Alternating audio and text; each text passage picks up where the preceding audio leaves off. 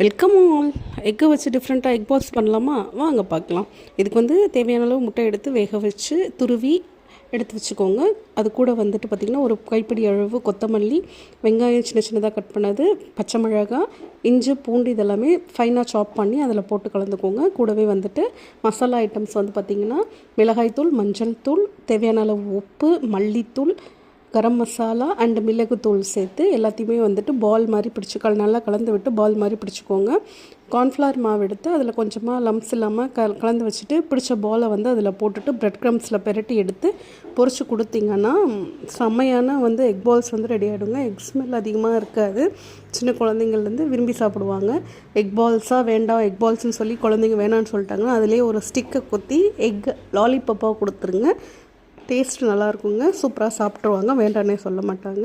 Evening time ஸ்நாக்ஸாக கொடுங்க, சூப்பராக இருக்கும். அடுத்த வீடியோவில் பார்க்கலாம். பாய்.